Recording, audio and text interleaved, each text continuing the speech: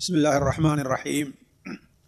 الحمد لله رب العالمين، وصلى الله على نبينا محمد وعلى آله وأصحابه أجمعين. وأعوذ بالله السميع العليم من الشيطان الرجيم من همزه ونفخه ونفثه. بسم الله الرحمن الرحيم. أفرأيتم اللات والعزى ومناة الثالثة الأخرى ألكم الذكر وله الأنثى تلك إذن قسمة ضيزى إن هي إلا أسماء سميتموها أنتم وآباؤكم ما أنزل الله بها من سلطان إن يتبعون إلا الظن وما تهوى الأنفس ولقد جاءهم من ربهم الهدى أم للإنسان ما تمنى فلله الآخرة والأولى وكم من ملك في السماوات لا تغني شفاعتهم شيئا إلا من بعد أن يأذن الله لمن يشاء ويرضى. ساتھیو، سورہ نجم کی آیات کی وضاحت چل رہی تھی. پچھلی مجلس میں ہم لوگ آیت نمبر 18 تک پہنچے تھے. آج کی مجلس میں پچھلی آیات میں جو باتیں بیان کی گئی ہیں ان کو مقدمے اور حجت کے طور پر بیان کر کے اب کفار کو تنبیہ اور انہیں تہدید کے انداز میں ان کی بے راہ روی جو شرک کی شکل میں موجود تھی اس پر انہیں متنبہ کیا گیا ہے. اللہ تبارک و تعالی ارشاد فرماتا ہے کہ افرأیتم اللات والعزى ومناة الثالثة الأخرى ألكم الذكر وله الأنثى تلك إذن قسمة ضیزى. اس سے پہلی والی آیات میں حضرت جبرائیل علیہ السلام اور ان کی قوت کا ذکر ہوا، ان کی اچھی اور عمدہ صفات کا تذکرہ آیا.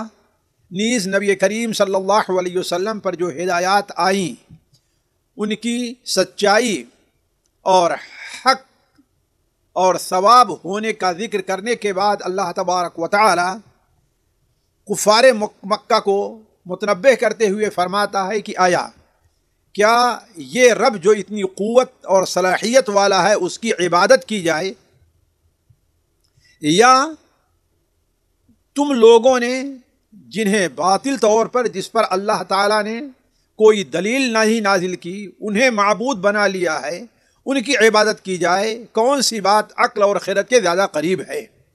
تو اللہ تبارک و تعالیٰ ارشاد فرماتا ہے کہ افرأیتم اللات والعزى ومناة الثالثة الأخرى. افرأیتم، کیا تم لوگوں نے دیکھا؟ دیکھنے سے یہاں مراد غور کرنا ہے. جیسا کہ آپ جانتے ہیں کہ دیکھنا بول کر کے اردو زبان میں بھی بسا اوقات غور کرنا اور بات ماننا مراد ہوتا ہے. تو ایسے ہی یہاں افرأیتم سے مراد ہے غور کرنا. افرأیتم اللات والعزى، کیا تم لوگوں نے لات اور عزیٰ کے بارے میں غور کیا؟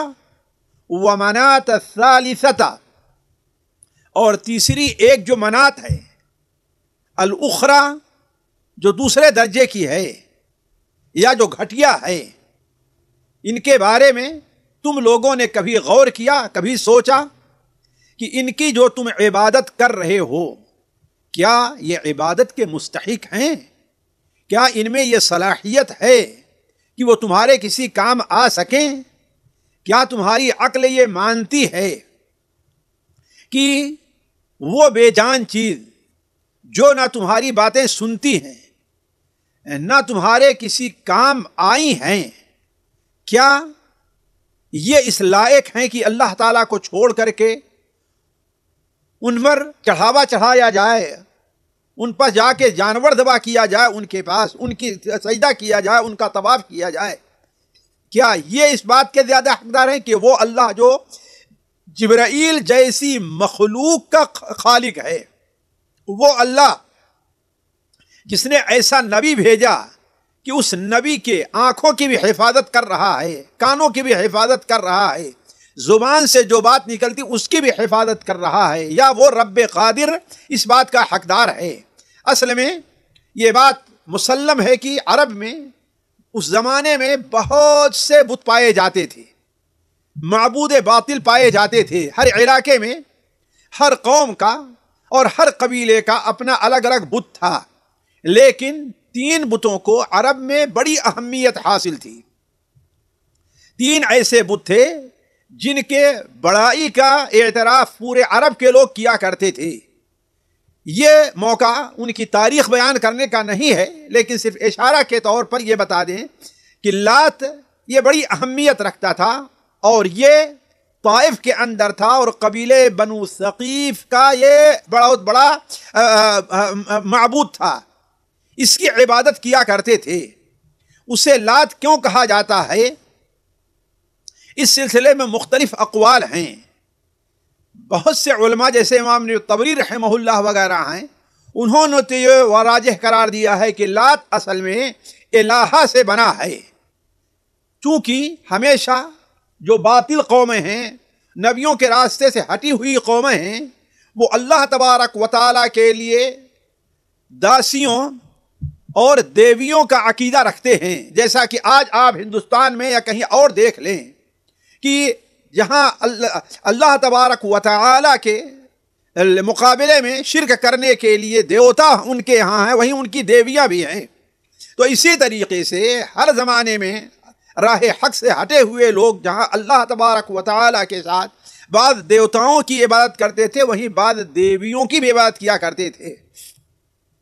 تو مکہ اور اس کے ارد گرد کے لوگوں نے، یا تقریباً عرب کے لوگوں نے، اللہ تبارک و تعالیٰ کے مقابلے میں اللہ تبارک و تعالیٰ کے ساتھ جن کی عبادت کی جاتی تھی، ان میں انہوں نے بہت سے باطل معبودات جن کو دیویوں کی شکل دی تھی ان کی عبادت کیا کرتے تھے.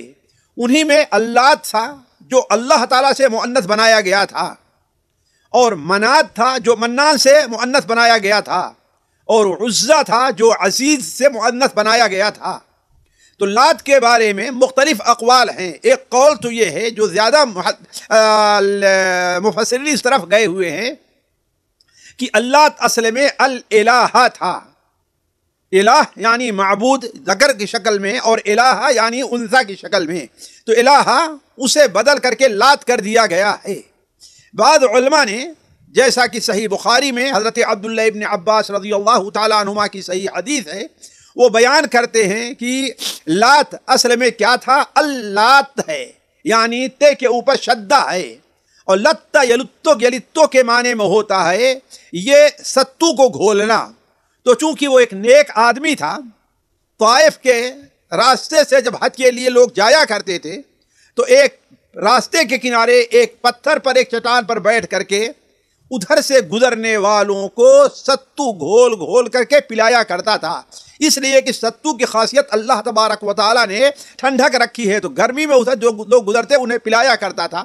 جب اس کا انتقال ہو گیا تو لوگوں نے وہیں پر اس کی قبر بنائی، اور دھیرے دھیرے اس کا مزار بن گیا، جس کو اللہ کے رسول صلی اللہ علیہ وسلم نے فتح مکہ اور غزوہ حنین کے بعد جب آپ صلی اللہ علیہ وسلم کے ساتھ اہل طائف نے صلح کیا اور ان کا وفد آیا، تو نبی کریم صلی اللہ علیہ وسلم نے حضرت ابو سفیان ابن حرب، حضرت معاویہ کے والد، اور حضرت مغیرہ ابن شعبہ رضی اللہ تعالی عنہما کو بھیج کر کے اسے ڈھا دیا تھا.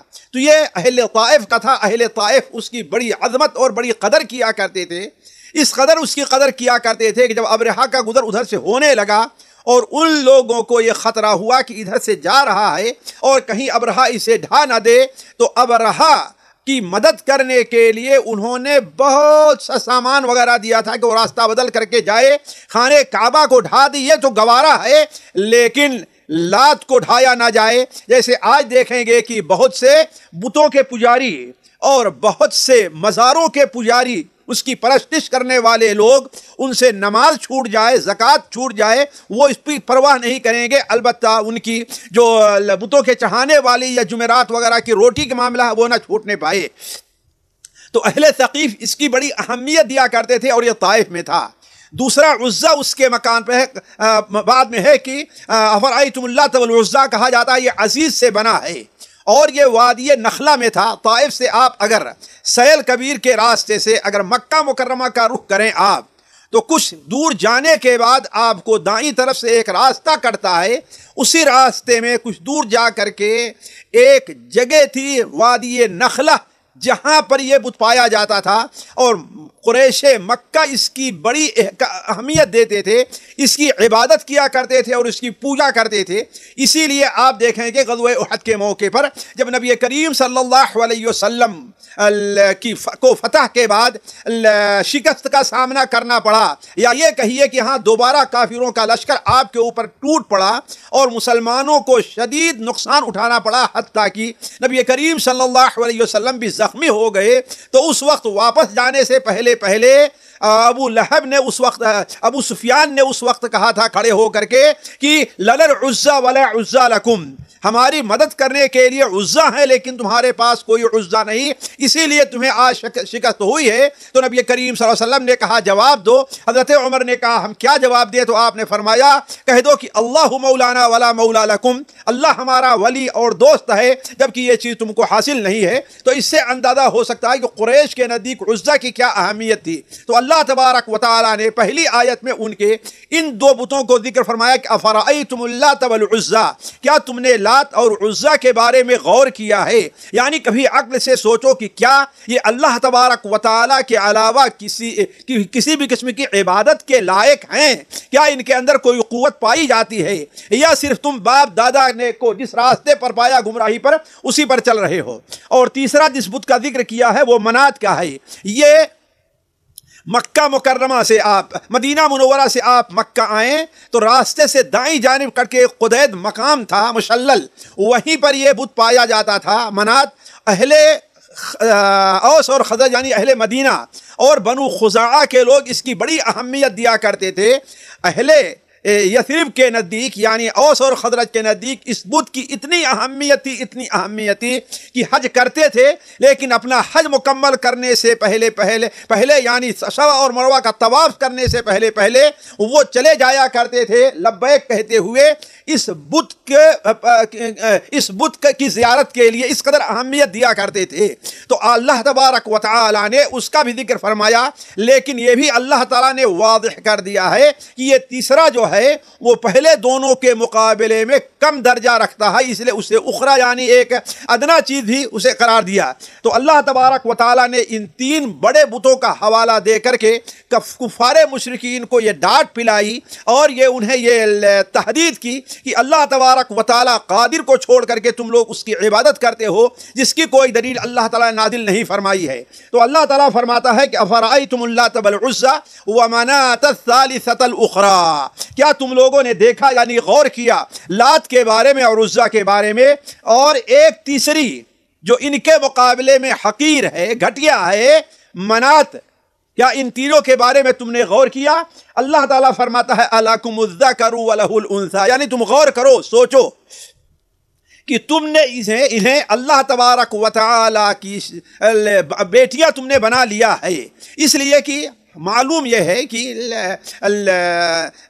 مکہ کے جو لوگ رہا کرتے تھے وہ لوگ فرشتوں کو اللہ کی بیٹی اور دوسروں کو اس طریقے سے یعنی جس طریقے سے انہیں مؤنث قرار دیا ہے، جبکہ اپنے لیے تو بیٹا پسند کرتے ہیں اور اللہ تعالیٰ کی تک پہنچانے کے لیے اللہ سے سفارش کرانے کے ان لوگوں نے جو ہے انثى یعنی لڑکیوں کو لڑکیاں بنا لی ہے۔ تو اللہ تعالیٰ فرماتا ہے أَلَكُمُ الذَّكَرُ وَلَهُ الْأُنثَى، کیا تمہارے لیے تو نر ہے، وَلَهُ الْأُنثَى اور اللہ تبارک و تعالی کے لیے انثى اور مادہ ہے، یعنی اپنے لیے تو نہیں پسند کرتے لڑکیاں لیکن اللہ تبارک و تعالی کے لیے تم لڑکی پسند کر رہے ہو۔ یہ سوچنے اور عقل میں لینے کی بات ہے کہ اللہ تم سے بہت اعلیٰ ہے، اللہ بہت بڑی قدرت والا ہے۔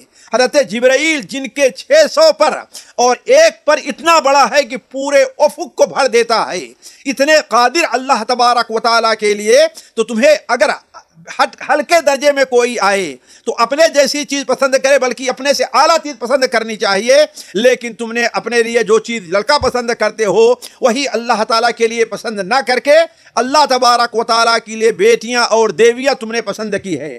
تو افرأیتم اللات والعزى ومناة الثالثة الأخرى أَلَكُمُ الذَّكَرُ وَلَهُ الْأُنثَى تِلْكَ إِذًا قِسْمَةٌ ضِیزَىٰ، تِلْكَ یہ اس میں اشارہ مؤنث کے لیے ہے، تِلْكَ إِذًا یہ تو تب، قسمتن تقسیم، ضیزا گھٹیا ناانصافی، عدل پر مبنی جو نہ ہو۔ یہ ضیزا اصل میں کیا تھا؟ فعلا کے وزن پر ضیزا ہے، جس کے معنی ہوتا ہے وہ تقسیم جس تقسیم کے اندر ظلم پایا جائے اور انصاف کو مد نظر نہ رکھا جائے، جسے ہم گھٹیا کہہ سکتے ہیں، جسے ہم جو ہے ناانصافی پر مبنی تقسیم کر سکتے ہیں، تو تلک اذن قسمۃ ضیزہ، اگر تم ایسا پسند کرتے ہو کہ اپنے لیے تو لڑکا پسند کرو اور اللہ تبارک و تعالیٰ کے لیے لڑکی پسند کرو، تو یہ تو بہت ہی ناانصافی اور گھٹیا درجے کی تقسیم ہے۔ حالانکہ اللہ تبارک و تعالیٰ کے لیے اعلیٰ چیز پسند کرنی چاہیے، نہ کہ اپنے لیے اللہ تبارک و تعالیٰ سے اعلیٰ چیز۔ تو تلک اذن قسمۃ ضیزہ، پھر ان پر تردید کرتے ہوئے اللہ تعالیٰ فرماتا ہے ان ہی الا اسماء سمیتموها انتم وآباؤکم ما انزل اللہ بها من سلطان ان يتبعون الا الظن وما تهوى الانفس ولقد جاءهم من ربهم الهدى۔ ان ہی الا، نہیں ہے یہ یعنی یہ جن کا ذکر ہوا ہے، لات ہیں، منات ہیں، عزا ہیں، ان ہیا یعنی یہ جو دیویاں جن کا تم ایسے پہلے ذکر ہوا، الا اسماء، نہیں ہے مگر یہ کچھ نام ہیں جو بنا لیا ہے، یعنی یہ صرف نام ہے، ان کی کوئی حقیقت نہیں ہے، ان کی کوئی حقیقت نہیں۔ اس معنی میں حقیقت نہیں ہے کہ جو چیز تم نے ان کے اندر تصور کیا ہے وہ چیز اس کے اندر نہیں ہے۔ اس کی مثال یہ ہے کہ ایک شخص ہے، اسے گوشت کی ضرورت ہے، اسے عمدہ کھانے کی ضرورت ہے، لیکن اس کے سامنے گوشت کے بجائے لا کر کے پیاز رکھ دیا جائے اور اسے دھوکہ دیا جائے اور یہ سمجھ بیٹھے پیاز کہ ہاں بھائی وہ گوشت کھا رہا ہے، تو جہاں اسے فائدہ ہے، ضرورت سے گوشت کی جگہ جب پیاز کھائے گا تو اسے بدبو بھی آئے گی اور اس کا نقصان بھی ہو سکتا ہے۔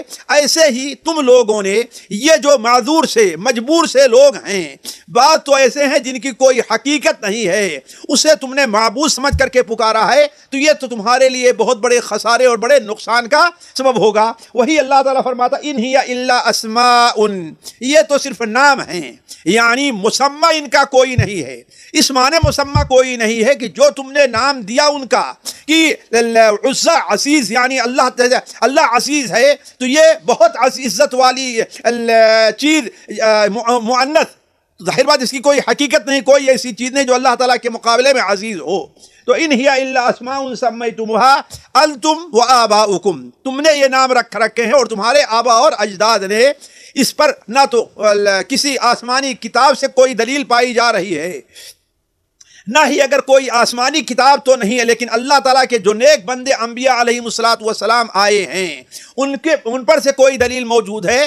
اگر آپ یہ دیکھیں تو یہ چیز آج بھی ہمارے اور آپ کے ہاں چاہے مسلمانوں میں ہوں یا غیر مسلموں میں ہوں، غیر اللہ کو جن لوگوں نے دستگیر بنا رکھا ہے، غوث بنا رکھا ہے، اگر یہ دیکھیں تو ان کی غوثیت پر، ان کی دستگیری کے اوپر قرآن اور حدیث سے یا اللہ کے رسول کے کلام سے کوئی دلیل نہیں پائی جا رہی ہے، صرف بزرگوں کے اقوال ہیں، من گڑھت کرامتیں ہیں، من گڑھت ان کے کارنامے ہیں، لوگوں کے خواب ہیں، البتہ اس پر قرآن اور حدیث سے کوئی دلیل نہیں پائی جا رہی ہے۔ نہ قرآن میں کوئی ایسی دلیل ہے، نہ حدیث میں ہے، اور نہ کسی صحابی اور امام کے قول سے اس کے اوپر کوئی دلیل ہے۔ اور یہی چیز اللہ تعالیٰ فرماتا ہے ان ہی الا اسماء سمیتموها انتم وآباؤکم ما انزل اللہ بها من سلطان، اللہ تبارک و تعالی نے نہیں نازل کیا ہے اس کے اوپر من سلطان کوئی دلیل۔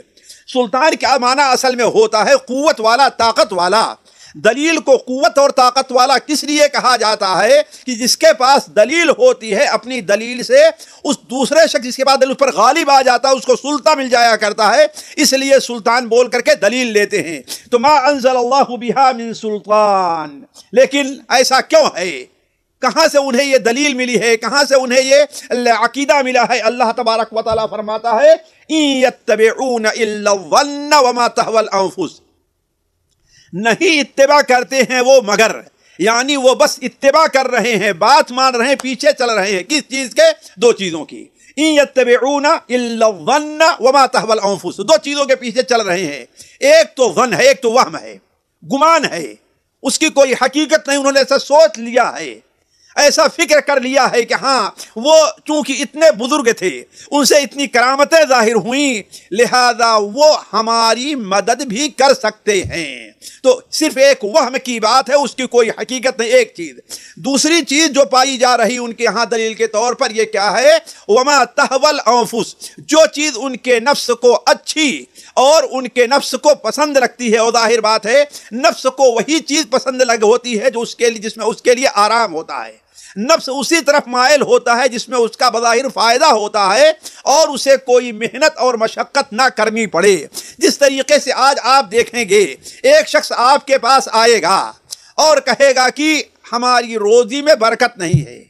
ایک شخص آپ کے پاس آئے گا اور کہے گا کہ میرے بچے کے اوپر جن کا اثر ہے، تو وہ خود ان چیزوں پر غور نہیں کرے گا جس کی وجہ سے بے برکتی اس کے یہاں آئی ہوئی ہے، ان چیزوں پر غور نہیں کرے گا جس کی وجہ سے شیطان اس کے گھر اور کمرے تک پہنچا ہے۔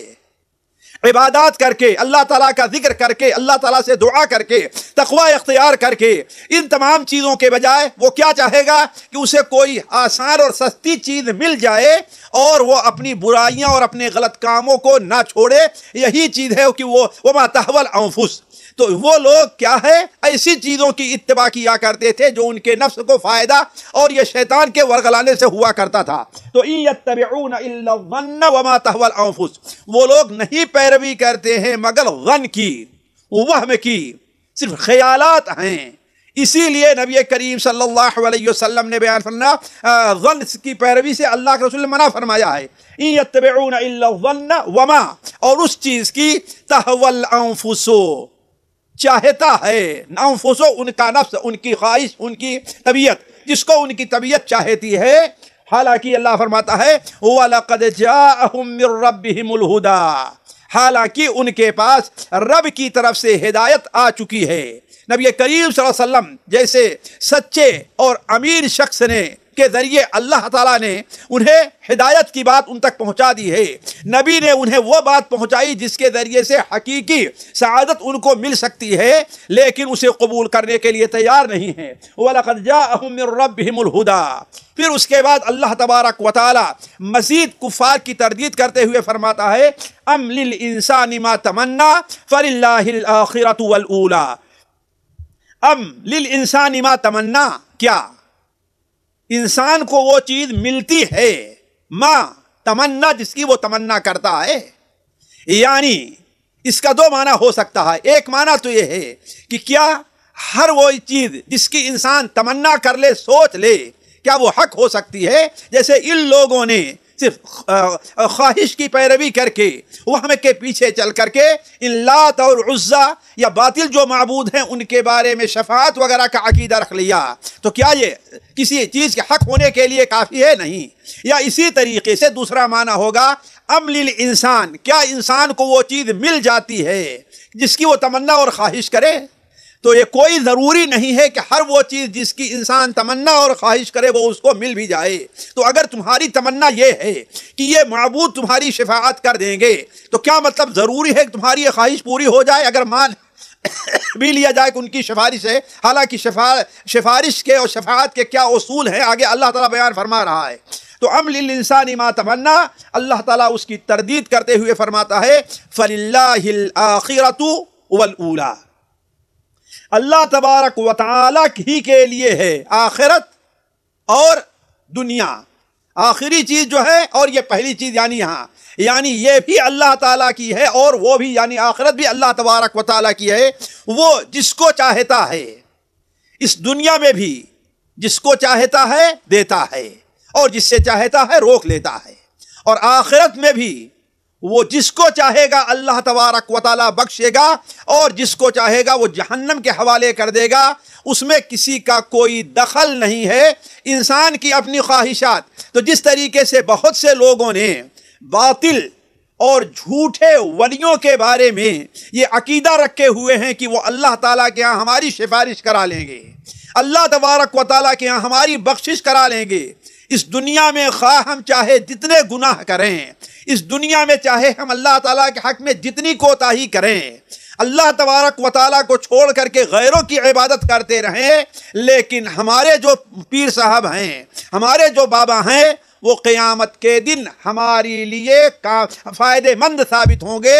تو اللہ تعالیٰ فرماتا ہے آخرت صرف اللہ تبارک و تعالیٰ کی ہے، وہاں کسی کے لیے کسی کی سفارش اسی وقت کام دے سکتی ہے جبکہ اللہ تبارک و تعالیٰ کی وہاں پر مرضی ہو، بغیر اللہ تعالیٰ کی مرضی کے کوئی کسی کی سفارش نہیں کر سکتا ہے۔ تو فَلِلَّهِ الْآخِرَةُ وَالْأُولَى، اللہ تبارک و تعالیٰ کے لیے آخرت ہے، والأولا، اور پہلی یعنی دنیا ہے۔ دنیا میں بھی کوئی ضروری نہیں کہ انسان جو تمنا کرے اس کی پوری ہو جائے، جس کے بارے میں خیال کرے کہ کاش کہ یہ ولی ہمارے سفارش کر دیتے، تو یہ اللہ تبارک و تعالیٰ کے ہاتھ میں ہے، کسی اور کے ہاتھ میں نہیں ہے۔ آج کی مجلس یہیں پر ہم روکتے ہیں، انشاءاللہ اگلی مجلس کے اندر اگلی آیت آپ کے سامنے رکھی جائے گی۔ البتہ یہ دھیان دے لیں کہ اگلی مجلس جو ہوگی انشاءاللہ کچھ پہلے ہوگی، اس لیے کہ مغرب کا وقت کافی پیچھے چلا جا چکا ہے۔ انشاءاللہ 25 کے اوپر، آج 35 سے شروع ہوا تھا درس، لیکن 25 منٹ پر انشاءاللہ اگلا درس شروع ہوگا۔ والسلام علیکم ورحمۃ اللہ وبرکاتہ۔ سامعین اکرام، ہمارے علمی اور عوامی دروس اور سوال و جواب کی مجلسوں سے آپ خود بھی مستفید ہوں اور اپنے دوست و احباب کے ساتھ بھی شیئر کریں۔ عین ممکن ہے کہ آپ کے شیئر سے کسی کی اصلاح اور آپ کے لیے صدقہ جاریہ بن جائے۔